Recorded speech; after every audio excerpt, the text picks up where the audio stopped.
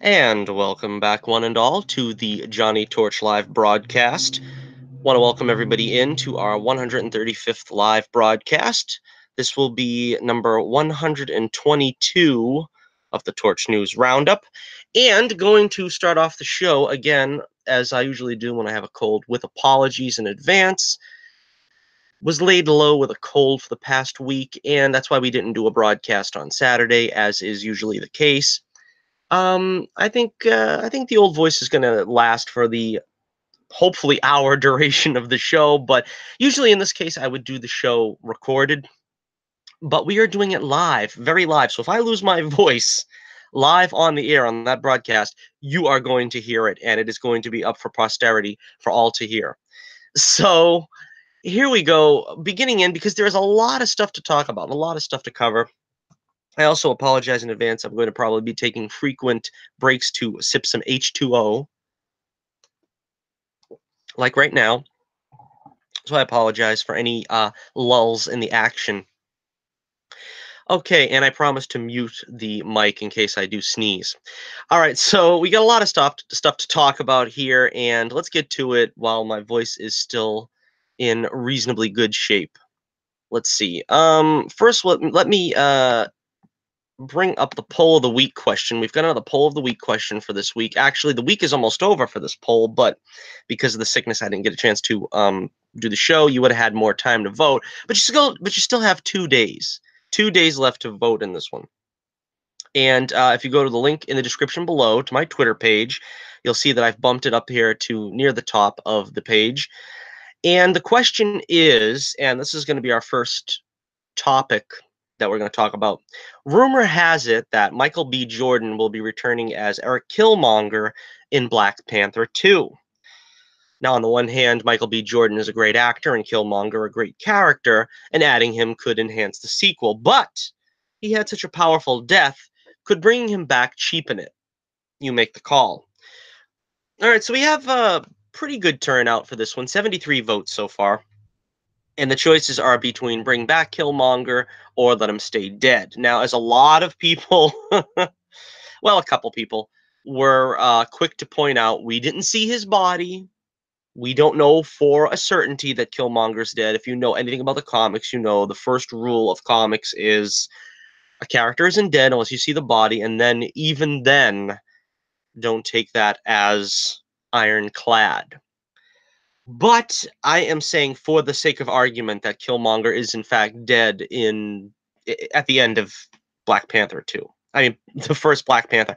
Do you want to see them bring him back in 2?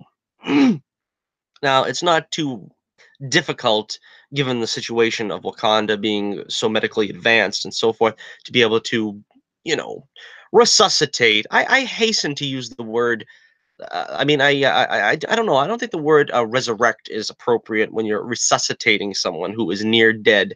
I don't think that's quite the right adjective to use. So let's say resuscitate. It's possible for them to resuscitate him and keep him alive, as their medical science will allow.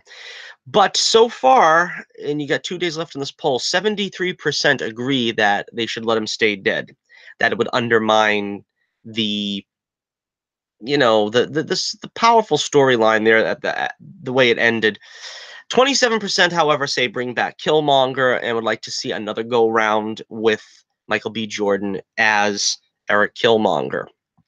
All right, so like I said, you can check out the link in the description below. You still have a few days to vote. It seems to be an overwhelming majority saying that he should remain dead or just move on from him. Also, check out the link in the description below. You will find my link to my website, The Adventures of Bullets Bourbon Comics. We'd love to see you check out that as soon as possible. We have a couple of preview pages up, some free preview pages. I've posted them on Twitter before, but in case you can't find them, check out the free preview section on my website. You will see the latest action adventure thriller that Bullets Bourbon is engaged in, as he is battling his most dangerous enemies, Carrot Top and Pencil Neck, in a magnificent team up, the most dangerous duo ever to hit the comic book scene. And they are trying to take over the nation and then the world, because Carrot Top, that's the whole plan for him, is global domination. He's not going to stop. Pencil Neck is a little more satisfied with just personal wealth and some personal finance. But Carrot Top, on the other hand, is not going to be satisfied with anything less than global supremacy. So again, check out the latest issue of Bullets Bourbon Comics. We're calling it One Bourbon, One Scotch, and One Miller, as it is also bringing back Detective Horatio T. Scotch, who is Bullet's main rival in the detective world. He's also a private eye, much like Bullets. And Desiree Miller, the lovely starlet who is helping Bullets Bourbon out in this mission, as Bullets has been pressed into service by a secret government agency. And it's a lot of fun and a lot of excitement, and I'm working very difficult with a cold, but I'm working very hard on getting the next issue out, which will be out, I am projecting, probably late April, early May. I had to take off the past week, but once I get back in full swing, I'm sure that we'll be able to manage by that date. Of course, also want to have a shout out here to the New England Patriots for winning against the LA Rams.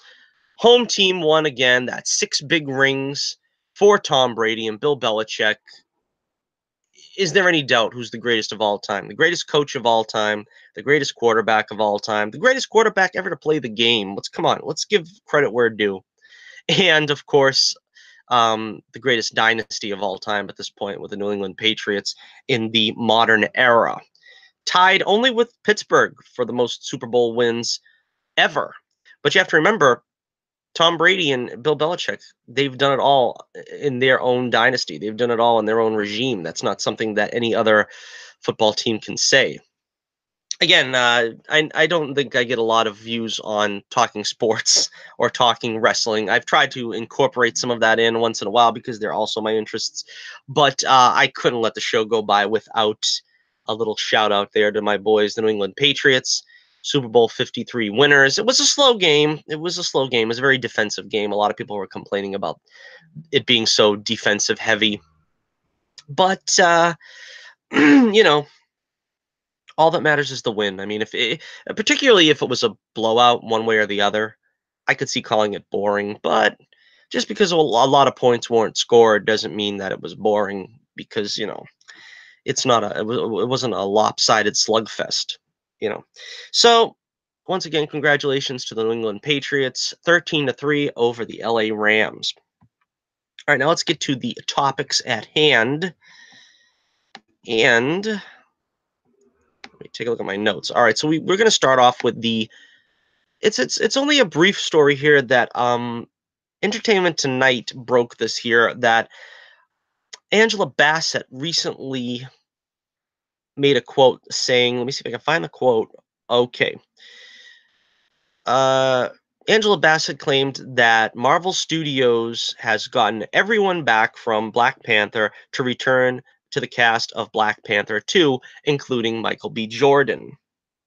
That's basically all we have to go on, but again, that's the rumor. That Angela Bassett saying this leads a little more credence to it than it just being a rumor. But again, what is this really going to portend? Does this mean that he is going to be involved in flashback? Does this mean that he is going to survive his mortal wound? Does this mean that maybe he will meet T'Challa on the spiritual plane? That he met his father, and they both met their fathers, and perhaps interact with them there. I'm pretty much going to guess the latter. I think it's going to be something that is going to involve the spiritual plane. Probably something T'Challa's going to have to confront with him, because they were cousins. He did have a right to a claim to the throne, so to speak. Not really a right, but he had a claim to the throne, Killmonger. So yeah, I can see that could be the way they bring him back, in sort of like a spirit plane cameo. I don't really see how bringing him back would benefit. They kind of played that story out with him, so I don't think it's a good idea. I don't think they should bring him back as the main villain, at any rate. All right, so Let's take the next story here. We've got this story broke not long ago, but Batman Beyond is being rumored to have an animated movie in the works. An animated movie. Let's see. According to the guys at GWW, Geeks Worldwide, I guess. I'm not sure. Warner's animation group is currently working on a Batman Beyond feature for a theatrical release in 2022, which is being developed partly as a response to Sony Pictures' highly acclaimed Spider-Man Into the Spider-Verse. So this has gotten a lot of people excited, a lot of Batman Beyond fans, and Will Friedle himself, who played the role of Terry McGinnis, the voice of Terry McGinnis, the Batman Beyond in the original animated series, has very quickly joined in to the chorus of people saying that he wanted in. And I say, why not? I mean, why recast, you know, Will Friedle's voice? Now, this, of course, is going to beg the question, are they going to try to do like Into the Spider-Verse, where they're going to have him interact with all different kinds of incarnations of Batman? Are we going to see the Michael Keaton version of Batman, the Dark Knight Returns version of Batman? Are we going to just do a hodgepodge of Batman? Or is this going to be basically just a sequel to Batman Beyond from however long it's been since we got that wrap up? I don't remember. It was the Justice League finale, I think, where they pretty much put the epilogue on Batman Beyond, but I don't remember if they kind of closed the door to that. They just kind of admitted, well, spoilers, they kind of admitted that Terry was a clone, I think, of Bruce Wayne. And it was kind of a strange way to go out on. But like I've always said, I was never a huge fan of this show. I watched it and I liked it well enough, but there's nothing about it that makes me like crave more Batman Beyond. But like I said, I do think that they should extend Will Friedle the role again. I mean, I don't think this is something that he is, I don't know, too old to play the role. I mean, this is a voice role. It's not like his voice is going to have changed too much. If anything, I'm sure the character has aged along with him, so it shouldn't be totally ridiculous. But let me know what you think. Let me know what you think in the comments below about the Batman Beyond potential movie. All right, let's see. Let's take a look here now. We have information that I'm sure will not be a surprise to anyone, but the Arrowverse in full will return in late 2019, early 2020. So all the CW Arrowverse shows have been renewed. It is official now. There was some speculation maybe Legends of Tomorrow wouldn't make the cut, that a couple of other shows they were kind of saying might be on the bubble, but I didn't believe it for a moment. The only way that they're going to cancel any of these shows is if they tank drastically, because they've held pretty much the same ratings, not since the beginning, but for the last 3 years. I don't think any of these shows have really risen or fallen. They've been pretty steady. I think basically, once what's that other show that they have? uh Oh, I can't remember the name of the show because I don't watch it. But the two guys that Supernatural, that's what it was. Okay, I had to read the notes here for a second. But the two guys that do the Supernatural stuff, yeah, that's Supernatural. That show is going to be on its 15th season. So I don't see any of these shows going anywhere anytime soon, unless, like I said, there's either a tremendous collapse in viewers, which would mean like literally there's 3 viewers left, or perhaps if one of the lead actors want to leave. Um, I'm sure that most of these guys will stay with it. Amel has been doing it the longest. I'm pretty sure he's going to still do it because, to be honest with you, the past 2 or 3 seasons, they've kind of reduced his workload. He's hardly ever in the costume anymore, which is disappointing to me. But look at this whole first half of the season. He's been in the costume twice, I think. Last season was sort of touch and go too. They're not having him like gets so jacked that he has to do the salmon ladder 5 times a year. So I don't think there's any real reason for Amell to leave, but he would be the earliest one I would imagine that might want an exit if there was any in the cast. Grant Gustin, I think, is still a little too early to expect him to want to leave. Same thing with Melissa Benoist. Um, I don't know. I don't think the shows would end if any of the other characters left. Um, Possibly Emily Bett Rickards, which again I don't see why she would want to be leaving anytime soon. But most of these shows could exist with any of the supporting cast missing. I think it's been also revealed. I just caught a little bit of this story, but apparently, Wynn, the character in Supergirl, will be back next season as a regular on Supergirl. So again, it's if some of these side characters had to dip in and out, maybe for a season or two, I don't see really this being an apocalyptic collapse of the Arrowverse, particularly when they're going to do Crisis. They're going to do Crisis on Infinite Earths. I'm pretty sure that signals that everybody's going to be back. All right, so let me read the official word here. Arrow will return this fall for season 8, The Flash for season 6, Supergirl and Legends Tomorrow for their 5th seasons, and Black Lightning for season 3. These shows will likely be joined by Batwoman for the 2019-2020 season, which recently received a pilot order, bringing the total number of DC shows on the network to 6. These renewals for the 4 Arrowverse series are not entirely unexpected, considering that the follow-up to last year's Elseworlds crossover has been revealed to be Crisis on Infinite Earths. Taking into account how monumental and impactful of a story Crisis is, we can expect that the CW will utilize all 4 Arrowverse series and potentially Batwoman to fully adapt the crossover. In addition to their DC slate, CW also renewed the following shows: Supernatural for season 15, Riverdale for season 4, Dynasty for season 3, Charmed for season 2, and Legacies for season 2. So there you have it. Nothing to worry about if you were indeed worried about the future of the Arrowverse in the near future. Like I said, I don't think that any of these shows are going anywhere in the near future anytime soon. I do think they need an overhaul, though. I am afraid they are getting a little stagnant. I think the Flash is still the most fun.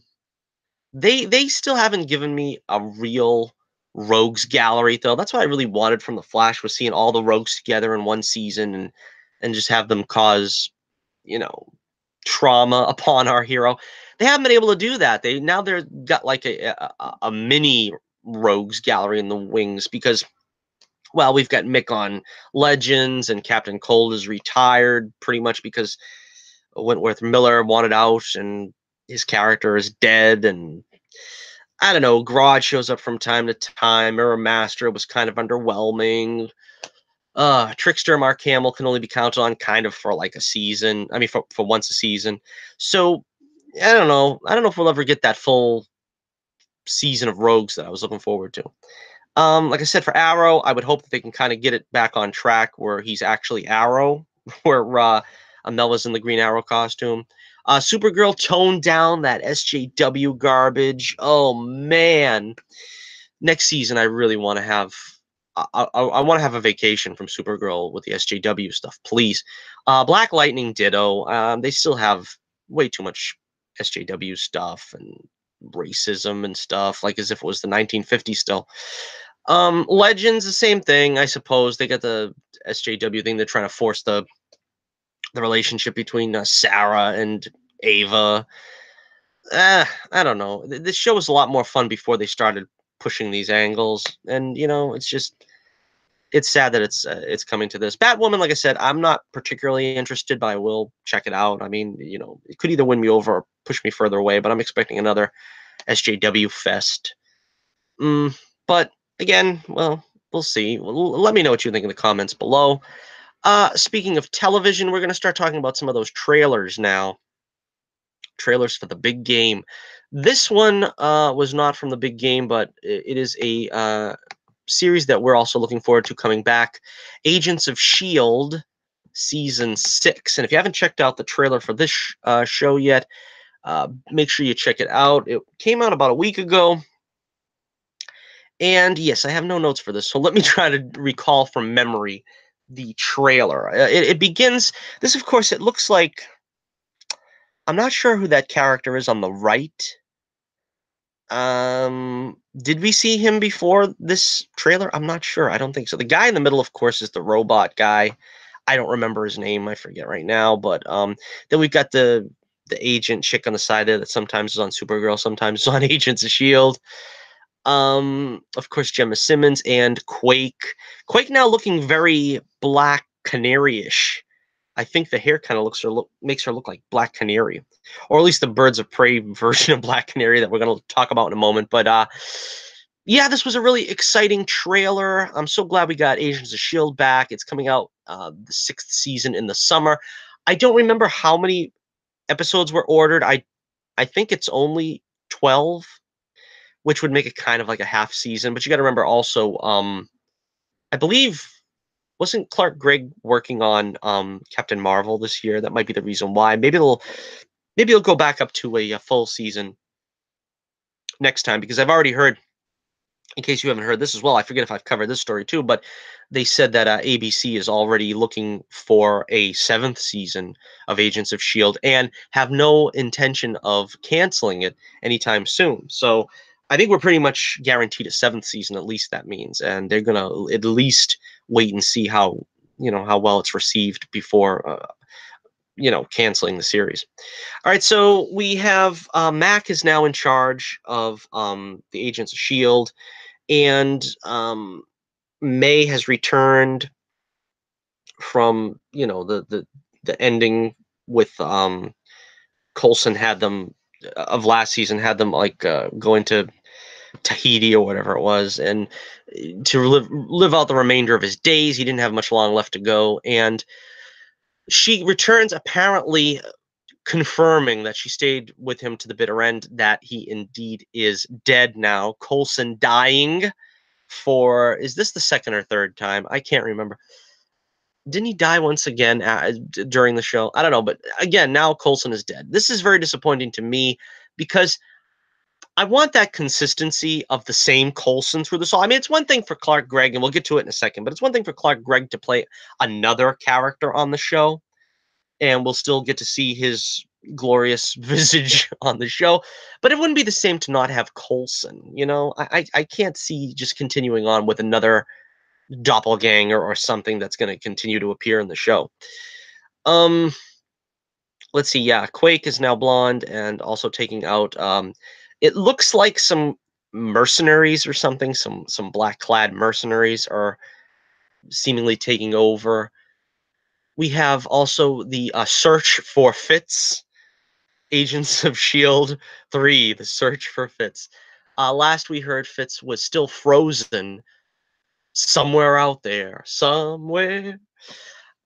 in space, and they were going to have to find him because, remember, Fitz died in season 5, but it was a future version of him, which is a pretty cool way to get the death scene in and then keep him in the show, because if they can find him in the present where he was frozen, he'll still live and be able to change that future of future him dying. So that's pretty cool. It looks like Gemma's going to freeze herself as well or something for the trip, which is, them lovebirds. That's sort of the heart and soul of Agents of Shield. Let me see. I'm trying to recall from memory, because this is the only image I could find that would put up, and it doesn't recall too many images. But yeah, at the end of the trailer, we have Agent Coulson showing up, and it's clearly not Coulson, or not the version of Coulson that we all come to know and love. But at least Clark Gregg is back in the show. He will be in this season. So let me know what you think. I'm very excited about it. I would like to see where they can take the story, because honestly, I think Agents of Shield of all, and I voted for Agents of Shield to be the best series of last season. I think it was the best, and I think they honestly have gotten better each season, with possibly the exception of the 3rd season. I don't know. I wasn't too thrilled about that, but I think each season got progressively better. You got the framework story and the Ghost Rider story in 4, and in 5 you had the future shenanigans, and it looks like they're really going to take it to the next level here as well. So yeah, let me know what you think in the comments below about Agents of Shield season 6 coming up this summer on ABC. Okay, let's take a look now at the Super Bowl trailers, the big game trailers, as they say, because the NFL will sue you if you use their name. All right. So again, I got no notes for this, and I don't have any real uh, screenshots apart from this one. So we'll just talk a little bit about the Captain Marvel. Well, you can't call it a trailer at this point. This is just a commercial, basically. But yeah, they really didn't show a whole lot more that we haven't seen. We've got it starts off with Carol Danvers and this is Monica Rambeau's mother. What is her name in this? Maria Rambeau, I guess. And they're in the Air Corps, and they somehow started the mantra of faster, stronger, higher, something like that. I don't remember too well. But and this sort of chant propels them through her history again, which, see, the thing about Captain Marvel that's kind of, with me, I really like the origin movies. I really like seeing where the hero comes from and how they overcome what they overcome, and they become great and they learn how to use their powers, or they learn how to adapt to technology or something like that. In the case of Captain Marvel, I don't think there's really anything interesting about her until she gets in space. So when they start showing these flashbacks of her being like in a go-kart race and playing little league and stuff, I'm kind of feeling like we don't need to go that far back. You know what I mean? We don't really need to, flesh out a full story of her origin to that extent when it's really not that interesting. But they're going to try to show how she overcame hardships, and I don't know, how being a woman is difficult in the 90s or whatever. I don't know. That's the thing that gives me pause as to, and then we see her, of course, I guess, graduating with honors with the Navy or whatever. I guess it's the Air Force. It looks like naval suits to me, though. Anyway, and a lot of people, again, I have been cautiously optimistic with this film. I I can see that a lot of my peers, well, I guess I flatter myself by calling them my peers, but a lot of YouTube creators with a lot higher sub counts than I have been having a field day with Captain Marvel, and how it's just going to be so SJW, and we don't like Brie Larson, and why aren't they using Monica Rambeau, and just stop, okay? Just stop. I really don't need to hear this. Kevin Feige, I have confidence that he's not going to completely foul this up. I don't hate Brie Larson. I don't think there is anything wrong with her as an actress or looks wise to play Captain Marvel. The only thing that could ruin this is if they do indeed turn it into an SJW fest, which I won't know until I see the movie. According to these trailers, it, like I said, seems underwhelming. And it seems the overall narrative is that Carol Danvers somehow overcame these insurmountable odds to become Captain Marvel, which includes winning a soapbox derby and a little league game, and then becoming an Air Force pilot. Now, again, that could be overkill and heavy-handed, but if they just go by the story of her being a fighter pilot, that's cool enough. Then we get to the point where we get to see the real origin kick in, where she is a Kree pilot and Kree warrior, so to speak, as part of the I don't remember what they call them, but that little brigade there, led by Marvel, who apparently will be Jude Law. Although I don't think they've confirmed it, but it's kind of been leaked out. So anyway, let me know what you think about the Captain Marvel movie Spot. This one will be out about a month from now. About, roughly a month and a couple of days. And I'm looking forward to it. I'm excited by it. The only thing, I feel like it's kind of an underwhelming story because they put it in the 90s for one thing, and there is no one really for her to interact with. And you could say, well, she doesn't need to interact with anyone. I mean, the Captain America first movie, he was not interacting with anyone, or the first Iron Man movie wasn't interacting with anyone. That's fine, but the thing is they had quality supporting characters. Now, for Captain Marvel, she's going to have, I guess, Maria Rambeau, which, at least according to the trailers, is not going to be in the movie very long. She's going to spend most of this, and of course, there's also Agent Coulson, who apparently also doesn't look to be in the movie that much. This is basically her and Nick Fury, and I I don't see the synergy between Captain Marvel and Nick Fury. Maybe it's because I've never seen that in the comics. I mean, Nick Fury is closely tied to Black Widow in most comic incarnations, but I've never really particularly seen him as connected somehow to Captain Marvel. So again, this is kind of unusual in my opinion. It's not something that sort of jumps out at me as I want to see the Captain Marvel Nick Fury team up. It just doesn't really appeal to me. But apart from that, it seems like it's going to be an interesting experience. I like to see the cosmic side of the MCU explored a little bit more than what we got in Guardians of the Galaxy. All right, so next up, let's take a look at that Avengers Endgame teaser. All right, this is the Super Bowl spot, I should say. All right, so again here, not a whole lot of information.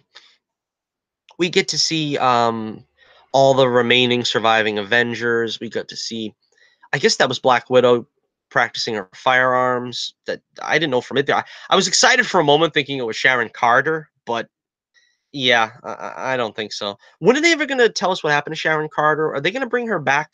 I kind of hope so, but I don't really know what they plan to do. I mean, Marvel is not really prone to. Well, I was going to say that, but then of course there's the whole movie, The Incredible Hulk, where they kind of just forget about supporting characters. Yeah, that did happen. Then we see Thor, and he's still got this. What is it called? Stormbreaker or whatever. And I don't know. They show this sporting arena that apparently is empty because half the population is gone, and you can see them on the outside here looking around. Let's see. We gotta look at Hawkeye. I guess apparently he'll be called Ronin now.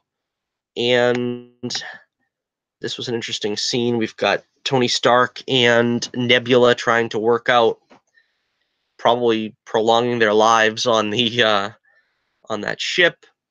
We also see Rocket Raccoon, which was pretty cool to see him with the others. Ant-Man and War Machine, which should be a fun partnering up. Yeah, so again, there isn't really a whole lot here to dissect for those of you wanting to really get down to the nitty-gritty of this, but it does look like it's going to be, it looks like from what they're showing us they're not showing us much. It looks like it's going to be a blockbuster though, so yeah. Let me know what you think in the comments below about Avengers Endgame. And Cap has to say Avengers Assemble in this one. If he doesn't, there will be a riot. I promise you, there will be a riot. Okay, we go on now to, speaking of Guardians of the Galaxy, a little bit we were talking about. We've got James Gunn jumping ship, of course, over to the DCEU. I guess jumping ship would suggest that he had some say in the matter. But yeah, Disney severing ties with James Gunn. We talked about this when it happened in the past. Not going to go over it all again. I do say, and I'm going to go on record as saying, I truly believe that James Gunn will direct Guardians of the Galaxy 3. Guardians of the Galaxy Volume 3 will be directed by James Gunn. They're going to put, MCU is going to put Guardians 3 on hold while they allegedly look for someone to take over the script. While the interim is going on, Gunn is going to direct Suicide Squad #2. And what's gonna happen is they're gonna Warner Brothers is gonna take whatever residual, flack from Gunn's decade-old Twitter escapades. And once that little bit of flack is burned away, then we're gonna have Disney probably approach him again, and the controversy will be forgotten. All be forgiven, and I can see him very easily slipping back 5 years from now. Let's say 5 years from now, I say by 2024 he'll have made the Guardians of the Galaxy 3 film. I believe it. That's what I think is going to happen. Again, like I said, I'm I'm not too harsh on people. You know, everybody's done dumb stuff. You can't you know, try not to throw stones in glass houses. You know what I mean? That's my, opinion of matters like this on Twitter when people are shamed and this and that. All right, you did something wrong, particularly if it's in the distant past. I mean, if, even the 2-year-old past is long enough distant past in my mind. You do something dumb in the distant past, you own up to it and just move on. And in this climate, this SJW climate we're in, nobody's willing to allow that. But I think it's ridiculous to hold on to that. And I'm not saying that as someone who either supports or doesn't support James Gunn. I really don't care about the guy, to be honest with you, either way. If he does more movies in the comic book universe, that's fine. If he doesn't, I was never really a huge fan to begin with, so it doesn't matter to me. But talking about Suicide Squad 2, according to the trade, I don't know what the notes are here, incomplete, but Suicide Squad 2 will actually be more of a relaunch than a direct follow up to David Ayer's original film and will feature quote unquote mostly an all new cast of characters and actors. Now, this kind of makes sense because,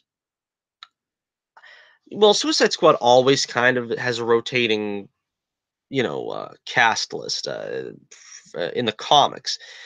I think it is getting difficult to get Will Smith back. And I think if he came back, it would be like the whole cast maybe would come back.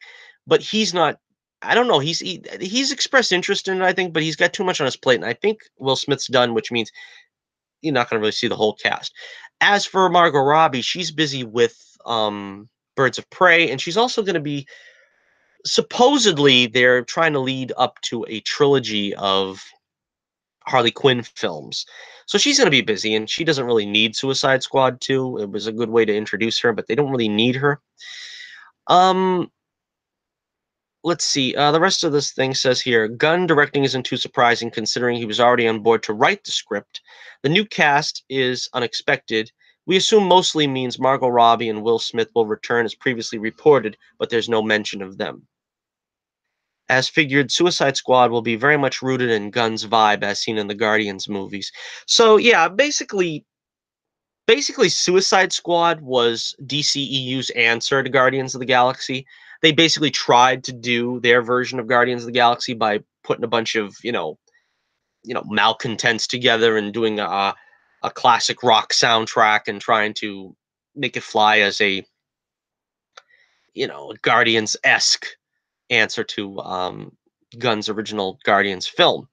They sound a little more they sound a little more positive than I am about Margot Robbie and Will Smith coming back, but I think they are under contract so that if they can get a script together that I guess they like, maybe that's the deciding answer here. But yeah, I don't see it. I personally don't see it. I think when they say mostly an all new cast of characters, you're probably only going to see Amanda Waller, uh, Viola Davis. I think you're going to see her back. I would probably like to see Killer Croc and maybe Captain Boomerang back, but I don't know. Captain Boomerang could be in a Flash film. I would like to see maybe that. But yeah, I don't know. I don't think the chances are very good.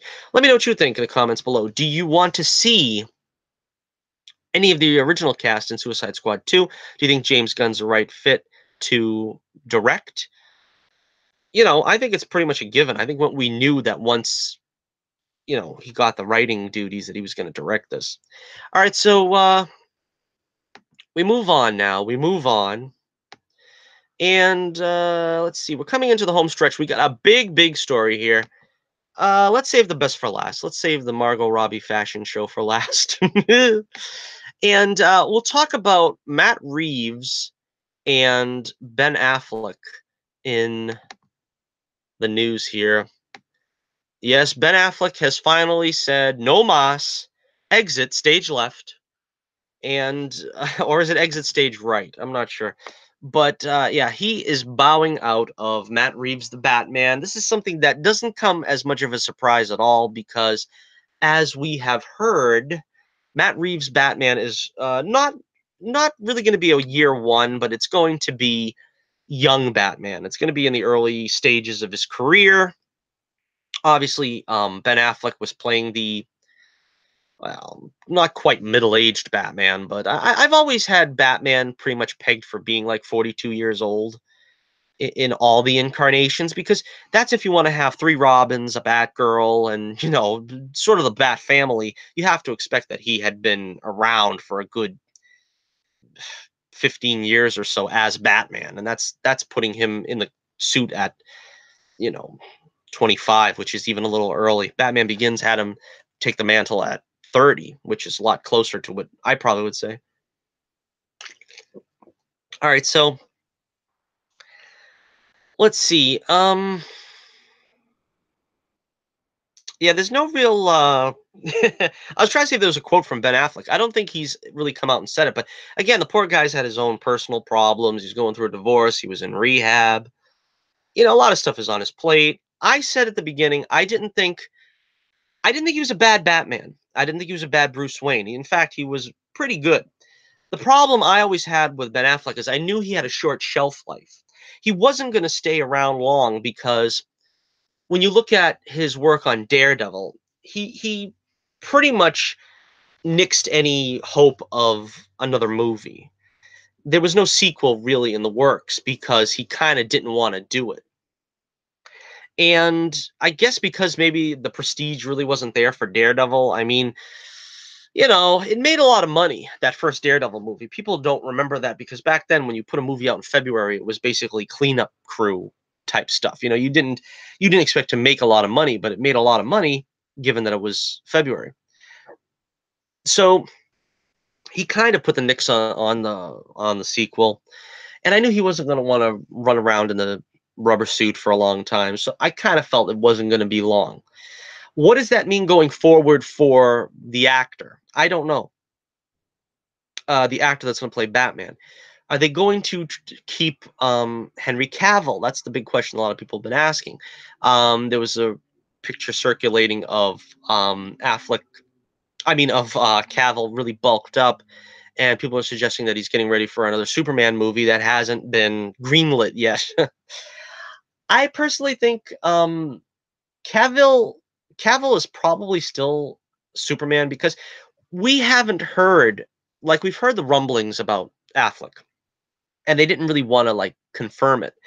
But the rumblings were that, you know, he wasn't coming back for a myriad of reasons. But for Cavill, we've heard him pretty much go on record saying he's still Superman. His agent has been on record saying he's still Superman. WB has said that he's still their Superman, but they're not making any Superman movies at the time.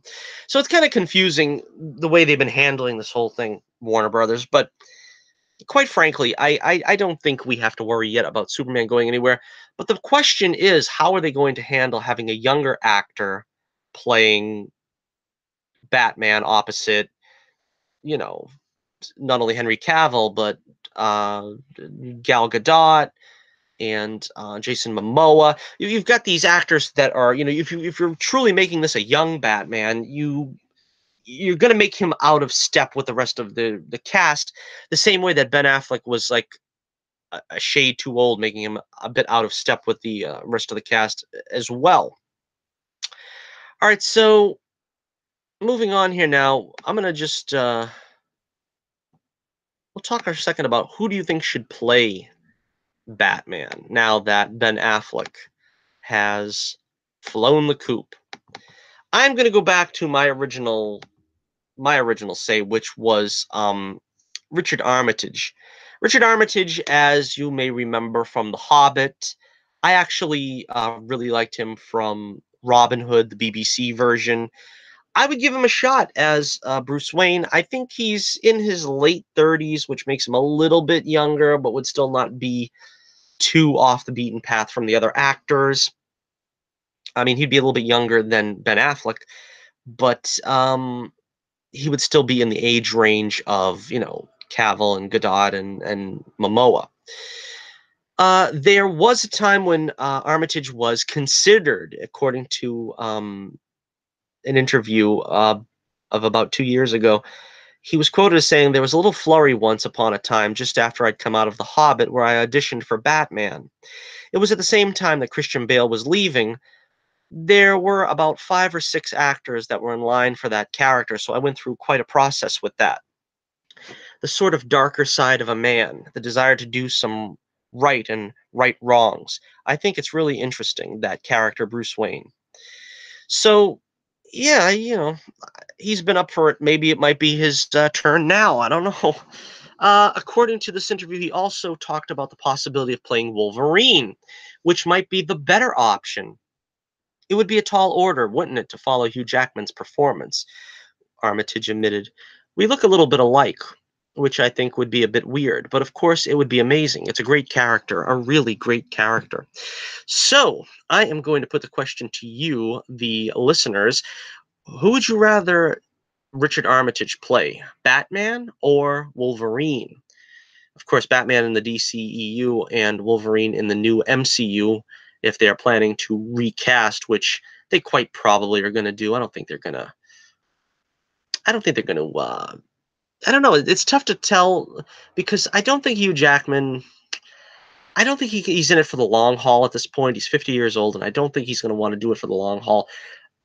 If they can, as I've always said, if they can do a movie without him having to be in a white tank top, he'd probably be down for it because I think he can keep himself in reasonably good shape. I mean, the guy is not going to turn into like Archie Bunker or something overnight. But he's in good enough shape that just let him wear the X-Men costume. That's all. He doesn't have to bulk up to be a, chiseled Greek statue anymore. Just leave the guy alone. Put him in the yellow and brown costume. That would be the way to go. That's what I would like to see. All right, so let me know what you think in the comments below, and we will talk now about Matt Reeves, who is still allegedly directing The Batman, is a little bit more forthcoming on what we are expecting to see in The Batman. Okay. Now, Matt Reeves' script apparently is a whopping 160 pages, which would work out to from 2.5 to 3 hours. I'm not sure how accurate that is, but it sounds like it's going to be a big movie, which is really exciting. Let's see. Reeves is quoted as saying, "It's very much a point of view driven noir Batman tale. It's told very squarely on his shoulders, and I hope it's going to be a story that will be thrilling, but also emotional. It's more Batman in his detective mode than we've seen in the films. The comics have a history of that. He's supposed to be the world's greatest detective, and that's not necessarily been a part of what the movies have been." Of course, he's been saying this for a long time. He's been saying he wants this to be the detective version of Batman, that we're going to see a lot of gumshoeing by the Dark Knight. He goes on, "I'd love this to be one where we go on that journey of tracking down the criminals and trying to solve a crime. It's going to allow his character to have an arc so that he can go through a transformation." Asked about the title, Reeves said, "Right now it's called The Batman. What it will be called ultimately, I don't know." He also said, "There will be a rogues gallery. The casting process will begin shortly. We're starting to put together our battle plan. I'm doing another pass on the script and we'll begin some long lead stuff to start developing conceptual things." Um, when it comes to the release date, nothing has been set in stone. "We haven't been dated. I wouldn't commit to this, but we're thinking the movie would probably be for 2021, late spring or summer." Warner Brothers has been incredibly supportive and given me a lot of time and shared the same passion that I do for this story. All right, so I think I have heard that I think they have made a firm date at this point. Uh, I can't remember what it is. I don't have that in my notes, but I believe it was June, sometime in June. I'm not sure. Maybe July. I'm not sure. Finally, Reeves appeared to confirm the standalone nature of the movie, saying Warner's believes they don't have to try to develop a giant slate that has to have all the plans for how it's going to connect. What they need to try and do is make good movies with these characters. Yeah, that's interesting. I mean, I think you need the interconnectivity. I don't think you want to just have Batman exist in his own world, Wonder Woman exist in her own world. I really want to see the Legion of Doom. I want to see that all come together. And if they're just going to back out on that and not have it happen, that's going to be pretty disappointing. They got to get that Legion of Doom movie together. Also asked about the possibility of Josh Gad playing the Penguin. Reeves didn't give anything away. He said, "I love Josh Gad. We're good friends." Whoa, that's really not giving anything away. All right, so yeah, there you have it. Let me know what you think here about the Batman. Is it shaping up the way you want? A lot of people are saying the Penguin is going to be involved in this movie. I think some people were saying the Penguin would be involved in the Birds of Prey, but that changed to Black Mask, so it might mean that Penguin is back on the table for um, the Batman film. It's interesting because I don't know how you really fit in the whole rogues gallery in one Batman film and give them all justice. I think you can only do that if you have done something like, I think the MCU are trying to do that with the Spider-Man movies. I think they are trying to build up a Sinister Six, but they're trying to do it, and the way they're trying to do it is like, we got the cameo of the Scorpion. He's just going to become the Scorpion. We're not going to get a solo movie, and we're going to get like, I think, a cameo of Hydro Man or something, and then they just get plugged into. I mean, that's not the way to do it. I think that's kind of, if they do it at all, that's kind of the way they're going to do it here. They're going to sort of just plug in Mr. Freeze. They're going to just plug in Two-Face. They're going to just plug. I don't think you can do that. You need to kind of build them up in their own solo movie, and then when you have them all established, you can put the one movie together. It's sort of an Avengers in reverse, where you do the solo movies, and rather than do like they used to do all the time and kill off the Joker, kill off the Penguin, kill off Two-Face, what you do is you do all those solo movies. Then when you've done like about 5 movies, you do like a sixth, then you do the entire rogues gallery showing up. That's the way to do it, and that'll be a lot of fun. Can you do it without the build up? Possibly, but I don't know if it's going to be as powerful. It's going to be a lot of people saying, "Oh, look, there's Mr. Freeze. Why don't we know enough about Mr. Freeze? Oh, look, there's Catwoman. Well, we don't know anything about Catwoman. There's the Riddler, ditto, etc., etc." So, yeah, let me know what you think about the plans for the Batman. And we will now move on to our final story of the evening. Probably going to be going a little long here because we had so much to cover, and I have a tendency of going on and on. All right, Birds of Prey. The Birds of Prey trailer has finally dropped. We knew the movie was starting production pretty soon, so we knew that we'd be getting some information one way or the other, whether it was, you know, getting some unofficial shots from paparazzi, or if it was just from some released footage. But we did get a released photo of Margot Robbie as Harley Quinn. We did get a teaser trailer, I guess it can be called. Doesn't reveal a whole lot. Of course, the film is titled Birds of Prey and The Fantabulous Emancipation of Harley Quinn, which is something I find problematic. We'll get to that in a moment. But yeah, the first thing, like, we've got here is the sort of shorter hair, kind of a bummer. I, it still looks pretty good. We got the colored cotton candy style there, not quite as dark as before. Kind of interesting. I'm not sure exactly if that's quite as vibrant as I would have liked. And she still has some of the tattoos. We'll talk about that in a moment too. Um, the one thing that's the most important is that they didn't make her look ugly, which is something that if you know anything about me, the Johnny Torch rule, the number one rule is always never make a beautiful woman look ugly. So honestly, they didn't possibly damage the visage of Margot Robbie with this new costume, but it's kind of peculiar. It's kind of odd. Let's see. There was another image from the trailer here. It looks quite frankly like it looks like Harley was raiding Cyndi Lauper's attic or something. The 80s wardrobe of Cyndi Lauper. Kind of an interesting cape there, or whatever that is. Maybe it's a coat. And yeah, yeah. Like I said, I imagine she's going to have a lot of looks in this film because the storyline necessitated her being in one outfit during that whole, you know, Suicide Squad adventure. This, I imagine, she's going to have a lot of different looks. I was very concerned that they were going to go all SJW on this, make it politically correct, giving her some, genderless trousers. But apparently, according to, let's see, some on-set photos, uh, she is going to be sporting some shorts, which is pretty much in character of Harley. So yeah, it's not they haven't gone full SJW, which I guess is a good thing.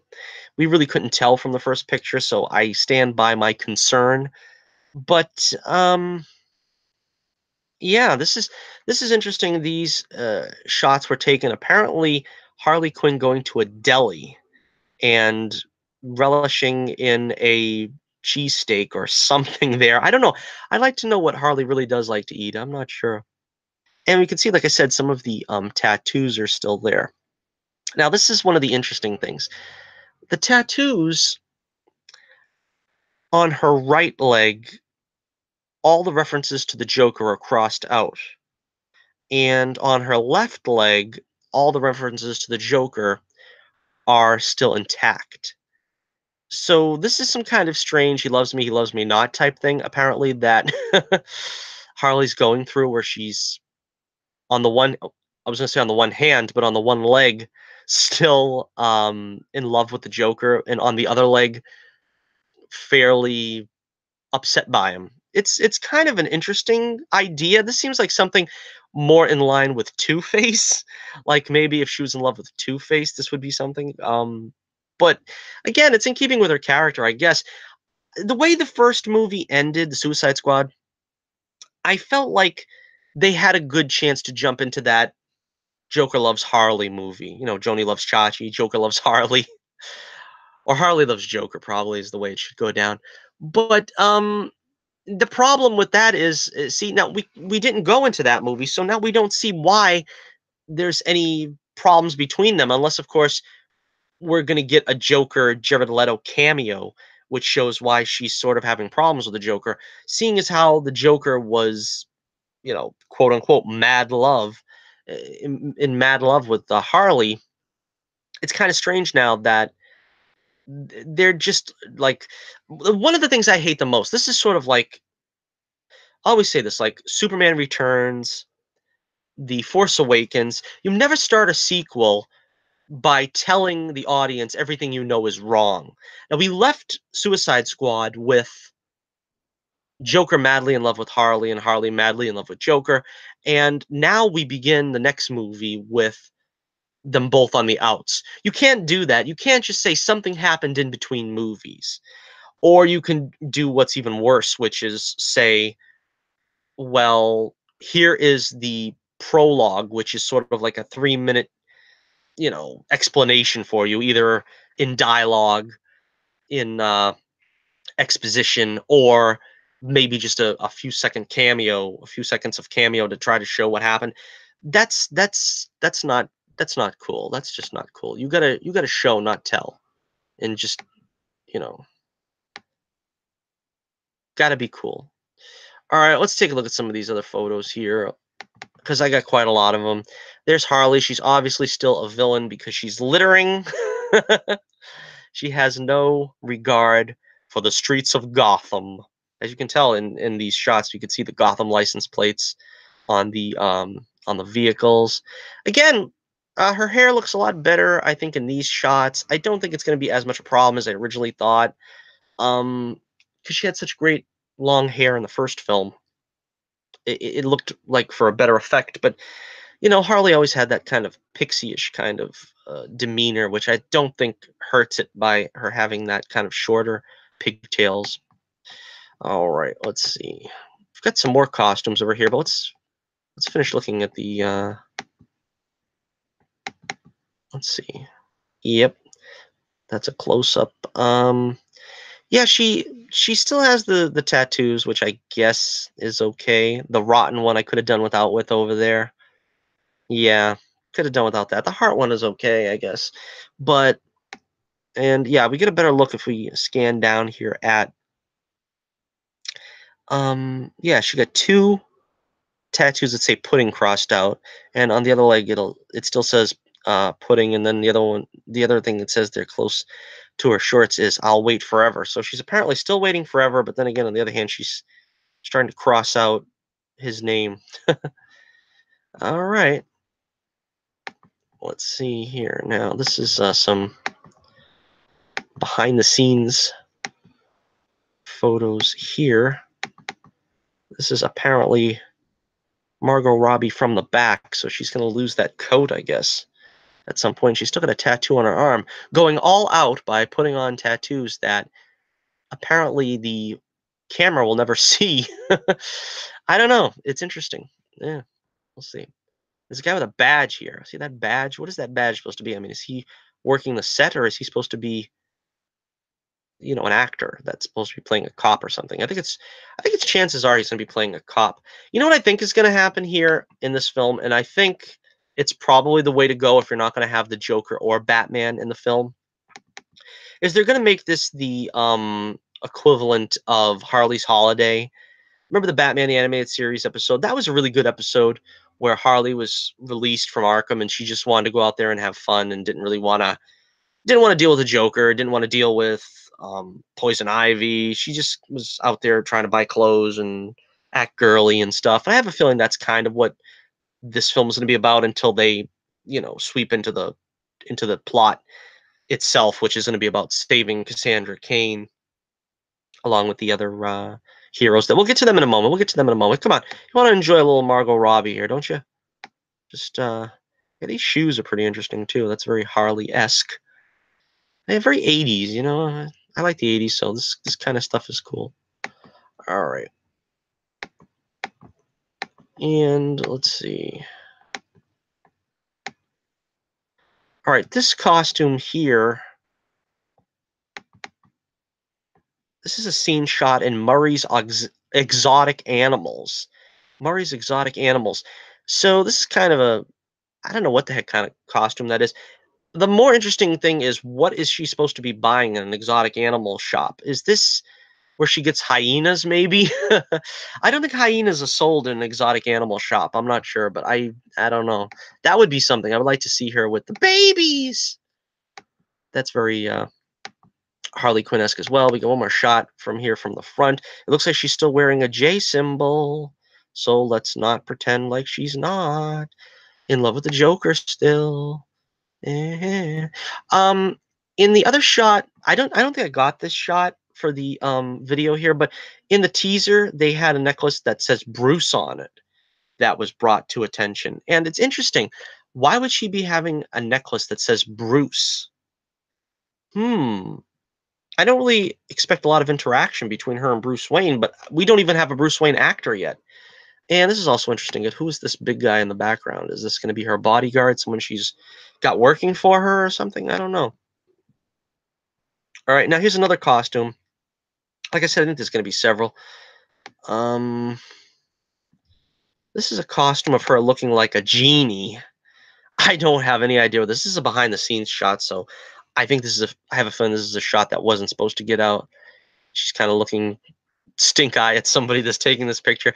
But yeah, is this her performing in some kind of a circus or something? I don't know, a nightclub maybe. Very interesting, very interesting. I dream of Harley with the light blonde hair. I don't know. And one more shot from that costume. Let's see. She's, yeah, wearing some kind of, to me, it looks like a circus performer outfit. I'm not sure. Again, I don't know if this guy is just, you know, putting her through the paces or whatever of the scene, or if this is the actual actor that's going to be doing the scene with her. I'm not sure. Um, but it's interesting. Again, again, I kind of worry about these kind of stodgy pantsuits that they kind of are. I don't know. They kind of got her in. I mean, when you see the animated series and you see the anything really, the comics and the video games, Harley's always got a very colorful ensemble, and I don't know if it's being accurately depicted with this suit, even though, like I said, this might be just part of something that she's doing in the movie. I don't know. This might be, I don't know. There was supposedly some roller skating going on. We remember seeing the picture for that last time. And it'll be interesting to see how that works out. All right, we got the rest of the teaser. We got a look at the other cast of characters here. Let's see. On the left, we have Huntress. And the only way I could tell that's Huntress is because she's got a crossbow. Um, the second to left is Black Canary, which doesn't look anything like Black Canary. The one that threw me the most is the second from the right. That's supposed to be Victor Zsasz. He looks absolutely nothing like Victor Zsasz. And all the way on our hard right here is Ewan McGregor, supposedly the Black Mask. Apparently, he's the Black Mask, but the Black Mask looks like Ewan McGregor. So again, very disappointed in the costuming for the rest of the cast. I mean, they gave Huntress the bare midriff, which I guess is something that we're supposed to be thankful for, because I don't think even Arrow have done that. But Huntress is supposed to have a purple costume, a mask, um, not wear pants. And similarly, Black Canary, I guess in the comics in recent years, she's become a singer, which is something that I really wasn't aware of until now. So maybe that's not the worst thing, but this is still not her in costume. Um, Again, I'm against race changing, but they do have her blonde, which is pretty much a staple of the Black Canary in every incarnation. Maybe save Arrow right now. They still have Dinah Drake as sort of a sort of a sort of an ashy brunette, I guess. Again, Victor Zsasz, maybe this is before. I mean, Victor Zsasz is, bald. I don't really see him with hair. That kind of throws me off. Maybe when he opens up his shirt, we're going to see all the scars at some point. Um, I don't expect them to just show that off constantly. I don't really, the thing of Victor Zsasz is I never liked him in the comics because when he first came out in the 90s when I was a kid, I was like, oh, he's got a gimmick. He cuts himself every time he kills somebody and leaves a scar, and all right, that's cool. But they never could do anything else with him that was interesting beyond that. He's just a serial killer. I credit Gotham with making him more interesting. They've made him so that he's a hitman now, and he's not just a serial killer where he's going to, sneak into some old couple's apartment and kill them just so he can tally up a few more scars. So he's a bit more of a character now than he was back then. And I still am not enamored with the character. I mean, I don't want to see a solo movie of him and Batman, but as a supporting player, they might be able to pull it off. We'll see. And again, Ewan McGregor as Black Mask. I really love seeing Ewan McGregor in a superhero movie. He's got to wear the black mask though. Now, I imagine at some point he's going to put on a black mask, and they're gonna evoke the fact that Black Mask is a comic book character that is wearing a mask. But of course, you don't want to hide Ewan McGregor's face. You want to have the whole world know Ewan McGregor's in your movie. That's the pitfall of getting a name actor, particularly a handsome name actor, in the starring role as your lead villain. And that's why I'm very much against having a main actor, a big star playing Doctor Doom, because I think you need to have that mystery behind the mask. And if you're not going to do that, you just don't have a big name actor play the character. If you're not going to let them wear the mask at least 90% of the time, I can see if maybe he is going out on the town or something, and he's supposed to be interacting with Bruce Wayne or something. But if he's doing any criminal misdeeds, he'd better wear the black mask in his office. All right, so there we go. There we have it yet again. That's not all the information we have. Oh, I've gone for like a half hour without having a sip of water, so let me take a brief second here. But contrary to popular belief, we were told several times that Margot Robbie wants this film to be rated R, but au contraire, thankfully, cooler heads are prevailing, and they have not committed to it being rated R yet. According to a new report, there is no rating for the film yet, which points to the studio giving some serious thought to the possibility of Birds of Prey ending up with either a PG-13 or rated R. So it is not completely made up their minds yet about this. There's not a decision made. All right, so I'm thankful about that because, I don't think that comic book films should be rated R. I've said that all along. Not even Deadpool, not even Logan. I don't believe you make comic book films rated R. Now, I mean, you want to do stuff like Watchmen, V for Vendetta, stuff like that. But I'm talking about the core characters of these Marvel and DC's universes should be accessible to children. They should be accessible to kids. Kids should be able to grow up with these things, and that's where you get the the fandom for the next generation. How are you going to have a fandom when you can't speak to the younger kids until they get to a certain age, and then by then, what's the point? They didn't grow up with that enthusiasm for it that we did when we grew up with it. I think when you are exposed to something when you're a teenager or a young adult, you don't have the same enthusiasm for it as when you're a teen and a preteen and a child. So and that's my take on it. All right, so thank you very much, everybody, for joining me for this a little bit extra long edition of Johnny Torch Live, number 135, the Torch News Roundup, number 122. I hope you enjoyed the look at all the news that we had. Make sure you comment below, and I'll be happy to answer any comments on the next video, probably. It depends. Sometimes if I don't get enough comments, I'll save it up for a mailbag feature. And also make sure you hit that like button, smash that subscribe button if you haven't. We want to get another 20 subscribers by the end of the year. That's what we're shooting for this year. And check out the Adventures of Bullets Bourbon comics. Always a free preview up for you to check out. Plus, you can find my link to my Twitter page in the description below. And again, thank you very much. Hopefully, I'll feel a little bit better next week for the only way to spend your Saturday here with us on Johnny Torch Live. And until next we meet, this is Johnny Torch, reminding you once again, keep the flame burning brightly, and I'll be with you again real soon.